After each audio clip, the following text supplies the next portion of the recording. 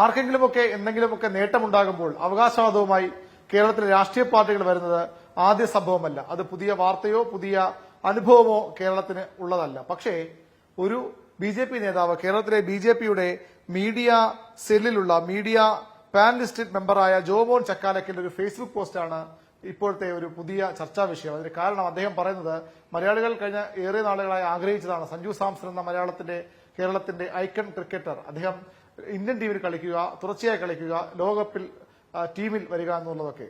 ആ ടീം പ്രവേശനത്തിന് പോലും ബി.ജെ.പിയുടെ ഒരു നേതാവ് ഇടപെട്ടു. അദ്ദേഹം ഇടപെട്ടത് കൊണ്ടാണ് സഞ്ജു സാംസന് ഇന്ത്യൻ ടീമിൽ ലോകകപ്പ് സ്ക്വാഡിൽ അവസരം ലഭിച്ചതെന്നാണ് ബി.ജെ.പിയുടെ ഈ നേതാവ് ജോമോൻ ചക്കാലക്കൽ അവകാശവാദവുമായി രംഗത്ത് വന്നത്. അദ്ദേഹത്തിന്റെ ഫേസ്ബുക്ക് പോസ്റ്റ് വളരെ രസകരമായ കൗതുകരമായ ഈ ഒരു അവകാശവാദമുണ്ട്. അത് എങ്ങനെയാണ് അദ്ദേഹം പറയുന്നത്?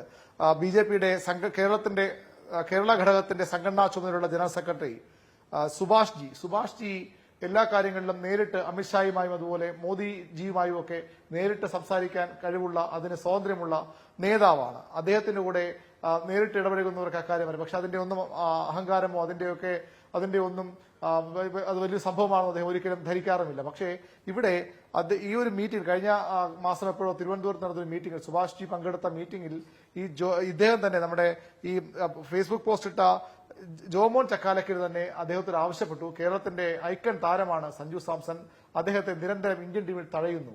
അത് ഇദ്ദേഹം ഈ മീറ്റിംഗിൽ പറയുന്നത് കേട്ട് സുഭാഷ് ജി വളരെ ശ്രദ്ധയോടുകൂടി നോട്ട് ചെയ്തു. സുഭാഷ് ജി നോട്ട് ചെയ്താൽ കാര്യം നടക്കുമെന്നാണ് പൊതുവിൽ സംസാരം.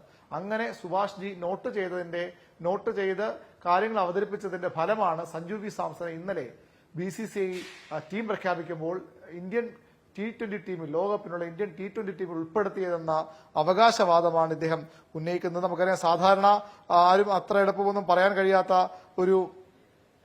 കഴിയുന്ന ഒരു കാര്യമാണ് അദ്ദേഹം പറയുന്നത്. പറയാൻ ധൈര്യപ്പെടാത്തൊരു അവകാശവാദമാണ്. ഇദ്ദേഹം സുഭാഷ് ജി നോട്ട് ചെയ്തപ്പോൾ തന്നെ സഞ്ജു സാംസൺ 15-അംഗ ടീമിലുണ്ട് എന്ന് ഇദ്ദേഹം ജോമോൻ ചക്കാലക്ക് ഉറപ്പിച്ചു എന്നാണ് പറയുന്നത്.